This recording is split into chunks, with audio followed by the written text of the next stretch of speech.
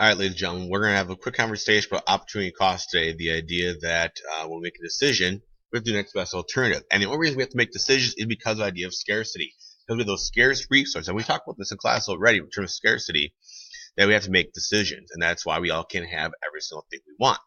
Now, our decisions for upon scarcity are influenced by our incentives. So things like that encourage or discourage your kind of behaviors, whether it could be what you get out of it, what you think is important, your actual activities, all those kind of deals to be things that are incentives to help you look at your decisions.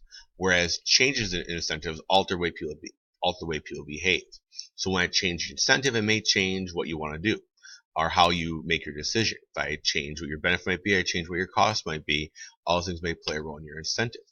And they influence everybody. So obviously from personal people, family people, government, business, national ideas, the incentives go everywhere. And this will be a big factor we'll look at as we go through the whole trimester, analyzing the idea of decision making on different levels.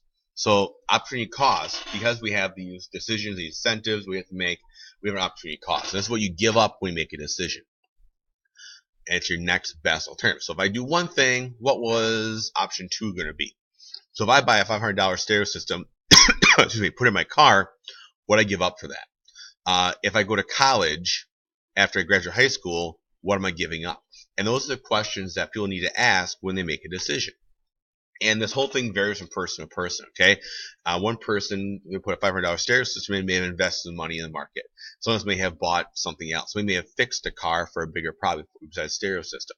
It all depends on who it is. Some person may have bought food for their family.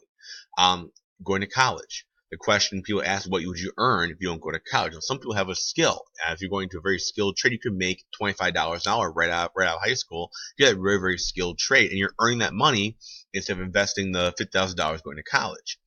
On the flip side of that, if you don't have any kind of training skill, unskilled labor, maybe you're earning minimum wage right out of high school. And that question is, what are you earning if you don't go to college? You have to kind of, look at the cost benefit analysis that goes into this whole decision, which we'll talk about as we get to, I think, next week. And we use this college option a lot.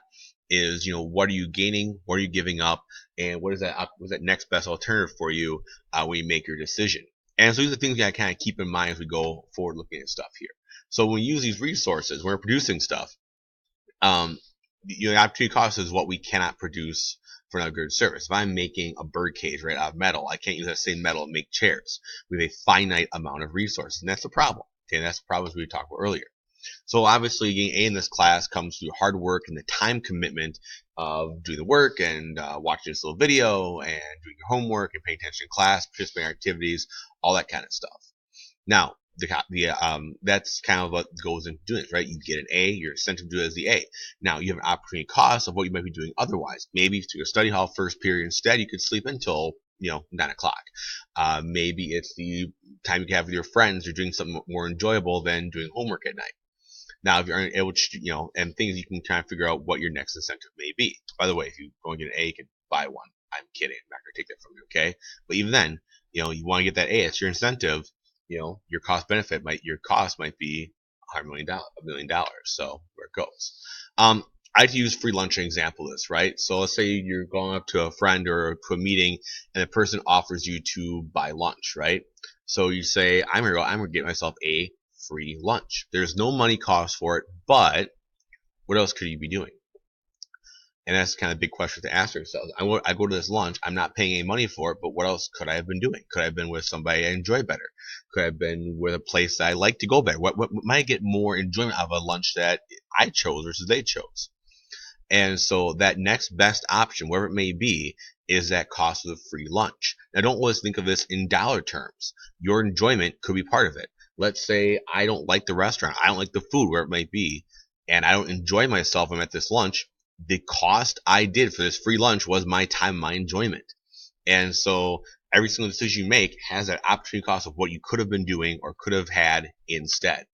And when we get to this cost benefit analysis, it kind of helps us figure out, or opportunity cost helps figure out how individuals decide what to produce and what good services they're going to make.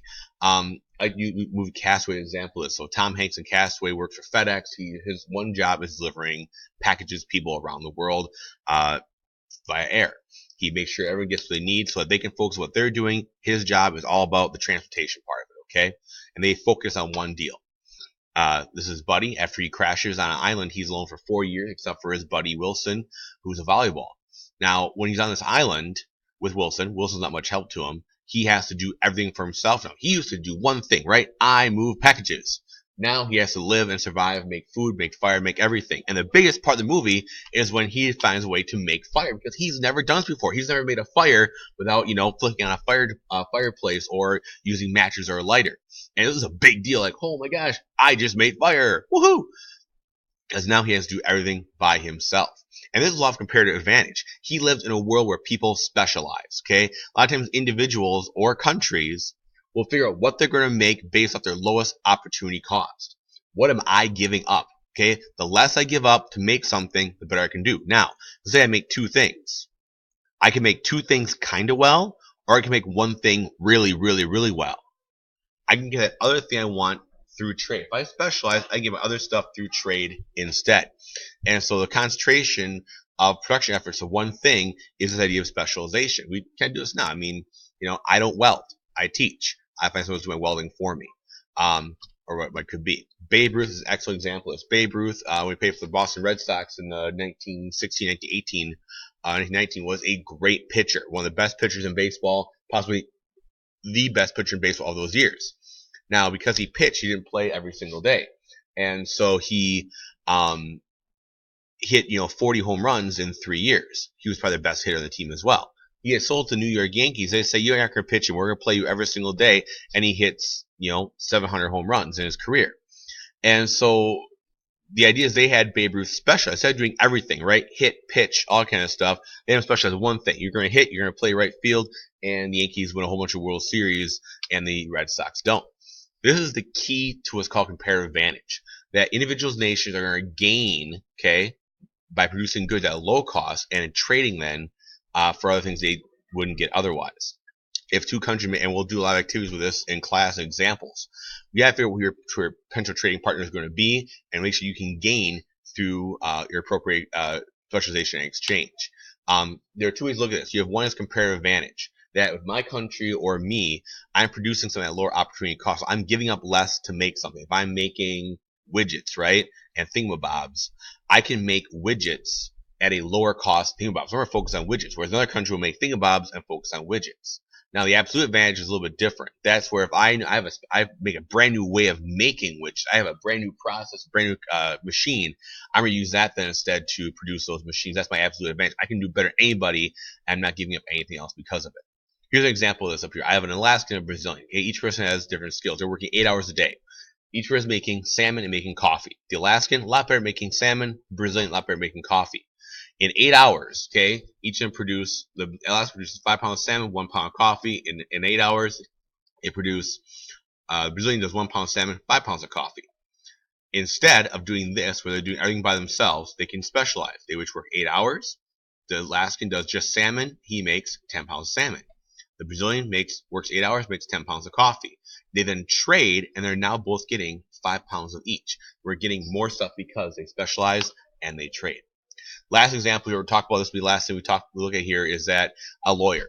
Let's say I have a lawyer who can type really, really fast. They can type 150 words a minute. Their secretary can only do 75 words a minute.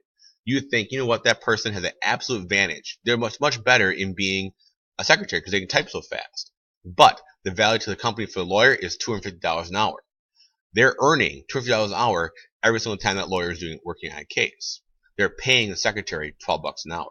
They're still getting a $230 advantage by paying that secretary $12 to type 75 words a minute, even though the lawyer can do it better. And so they're looking at this whole idea of what's their comparative advantage and making sure they can make the most money out of practice law instead of typing. Now, what's why it's important, ladies and gentlemen. The benefit of free trade is that a nation does not have to be the lowest producer in the world. They can trade with anybody they want to trade with. They have to have the lowest opportunity cost. And you talk about China, you talk about Thailand, other countries like that kind of stuff happening. You talk about international trade going down is because they can do it at a lower cost than, say, somewhere in the United States or other countries. Remember, the opportunity cost is what you give up to do something. This could include wages, money, time, whatever it might be. And we all have to use the world's resources in the most productive way to make ourselves better. That's it, guys. We'll do some activities with this and hopefully make more sense when we get in class. Thank you for your time, everybody. I really, really appreciate it.